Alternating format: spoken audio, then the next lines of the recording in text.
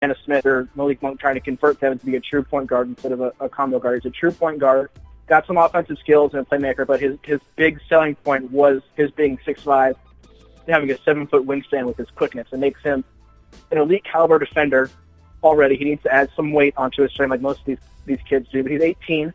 He's already been playing professionally for his French team, Strasbourg, for 3 years, and has been a major factor for that team. So you're not going to have the rough transition you see with some of the other rookies, their first year in pros and sort of adjusting to being a professional in that sort of way. You're not going to have any of those worries with him.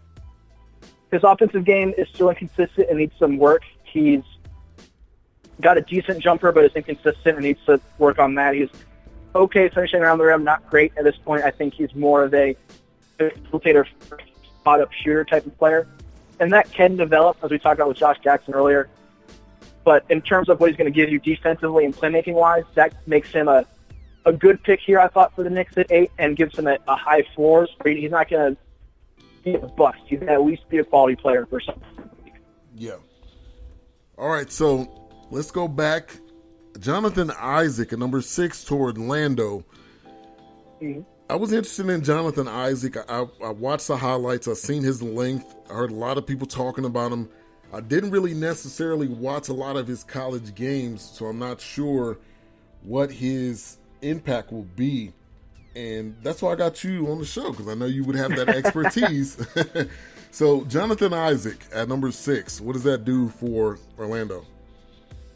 I think he fell victim to the way Florida State played last year. They were a team that had a lot of talent, but were very inconsistent and didn't try hard all the time. He's got, in terms of skill set, he's got everything you want. He's 6'10".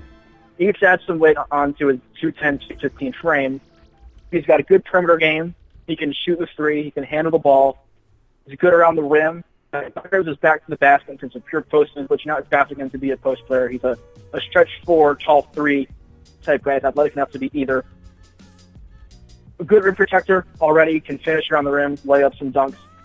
He has his whole skill set. The question with him is his weight and getting stronger and playing stronger, and then trying hard all the time and being focused enough and not going through those lapses where you're just sort of jogging up down the court and not caring or losing your man on defense. It's the mental aspect with him that's going to determine how good he is more than anything physically, because he has all the tools. Yeah. All right, so the moment that everybody's been waiting for, all these Dallas Mavericks fans out here, Dennis Smith Jr., he's been compared to Russell Westbrook. He's been compared to Steve Francis. What do you think about Dennis Smith Jr.? I really like him for the Mavs. I don't think there was a better pick here that Dallas could have made. I know they really liked Frank Ntilikina, the guy the Knicks took, and we're talking with the Timberwolves about trading up to number 7 to get him. But I think sitting at 9 and taking Smith was the best pick for them, even better than Monk. I know you wanted, and I'm also very, very high on. Smith is a true combo guard. He's not going to be a point guard in the sense where he's going to set everybody else up, but he can do that. But the Mavs, in my opinion, need a go-to scorer in the post-Dirk era, which is coming sooner rather than later. Yes. And he can be that guy. He's capable of getting you 20 to 30 on any night just by lacing up his sneakers. And he's already one of the most athletic players in the draft. And he was playing last year at NC State, coming off a torn ACL his senior year in high school. And he admitted he'd only been playing, he felt, at 75 to 80% of what he was capable of being. And so if that's true, he can get up to 100%. And the guy's got a 48-inch vertical and is lightning quick and can get to the rim whenever he wants to. So you can kind of just imagine the possibilities that if he becomes fully healthy and becomes that much more explosive. He needs to become more consistent as a shooter, as is the case with most of these players, and needs to become a bit more focused on defense. A lot of that maybe had to do with the fact that he was on a team that wasn't very good with a coach he didn't really get along with. But his upside's tremendous. In terms of people picked outside of the, I would say, top 3, maybe you can throw De'Aaron Fox in there, maybe top 3, top 5. He has the best chance of anybody to develop into a superstar and franchise player. All right. Well, we'll definitely see. I'm excited. To me, this is being a Mavs fan and a Cowboys fan. To me, this is almost like our opportunity to get a Ezekiel Elliott type player, which I'm hoping Exactly. this is what he is. I'm hoping this is the last time we will be in this, top 10 pick range. But you made a great point. This Dirk era is coming to an end.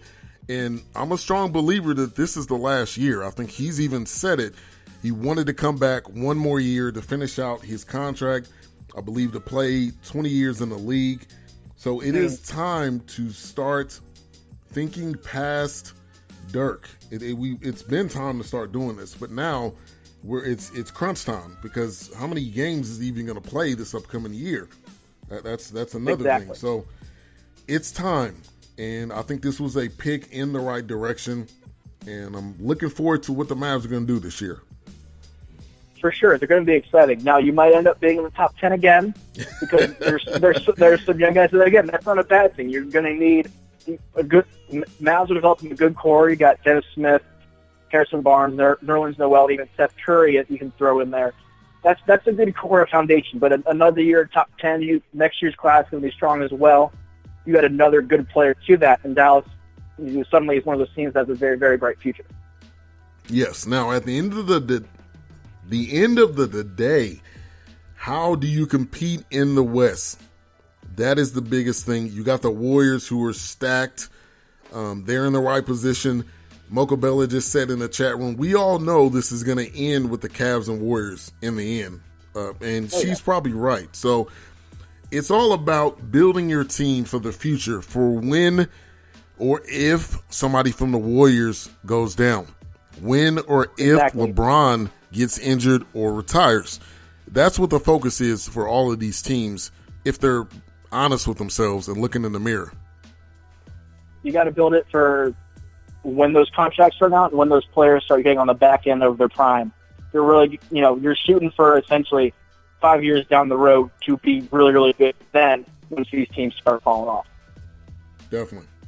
All right, so last but not least, Zach Collins at number 10. He's going to got drafted by the Kings, going to the Trailblazers.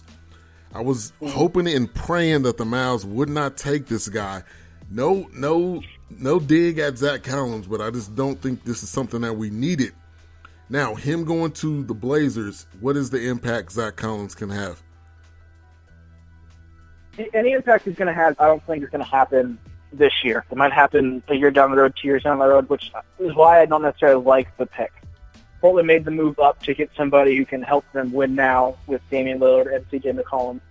And I don't think Collins is necessarily that guy. He came off the bench at Gonzaga and played well in the short spurts he was out there, which, again, you don't know how it's going to translate when he starts playing bigger and longer minutes.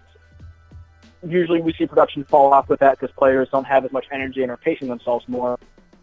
I'm concerned about his strength and getting pushed around. He's got skills. He's got a decent mid-range jumper, excellent post moves, as a solid rim protector. I understand the upside with him, but I don't think it's nearly as high as everybody else thinks it is. I think he's a little bit overrated in that regard. People got caught up in him being the only McDonald's American on that Gonzaga team and what he did in those short spurts against South Carolina in the Final Four. So I think he'll end up being a decent player for them, not the player they need him to be in Portland, and somebody who I think isn't eventually going to be worthy of a top 10 pick in this draft, considering some of the guys they could have gotten that got picked after. Right.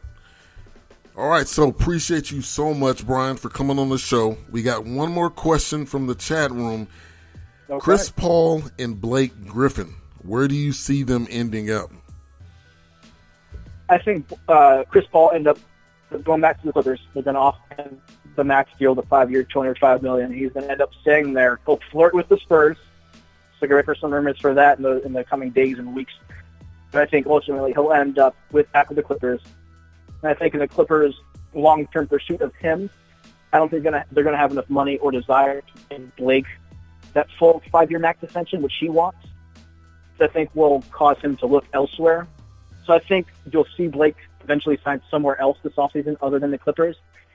I think it would be the Thunder in that regard because they're going to throw everything they have at him. Those would be my two guesses. It would not surprise me if Blake went back to the Clippers as well. But I could see Blake leaving and the Clippers potentially trying to make a deal for maybe they're the ones who end up pulling the trigger on a Carmelo Anthony trade or something. But I think ultimately Paul will be back with the Clippers, and then Blake will be somewhere else, probably the Thunder. All right. Appreciate you so much for coming on. Brian Rauf of Chat Sports. Go follow him on Twitter, BRauf, and that's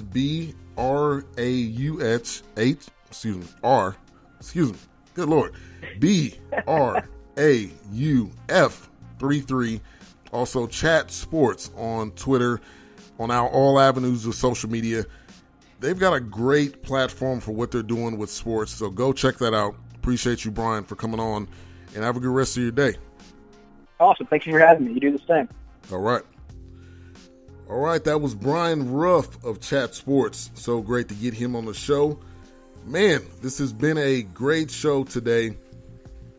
Appreciate everyone for tuning in. The BS3 Sports Show. And we've got some new sponsors of the show. All my Dallas-Fort Worth listeners, you can get a free ride on Lyft up to $10. So go to Lyft, download the app, use the code BS3Sports, and you can get a free ride up to $10. Also, Sitter Start Fantasy Football. Sitter Start Fantasy Football is an app that will help you determine what players to sit or start, hence the name. Download the app and use the referral code BS3. You can go check that out. It's a great app to get. Fantasy football is fast approaching. So everyone listening, please do me a favor. Go download the Sitter Start Fantasy Football app. Once you get into the app, put in the code BS3. This is if you do or don't play fantasy football. Just help a brother out, please. So you download that app. It's $1.99, not very expensive. It'll help you with your fantasy football team coming up. Also, like I said, with Lyft, you get up to a $10 free ride with Lyft.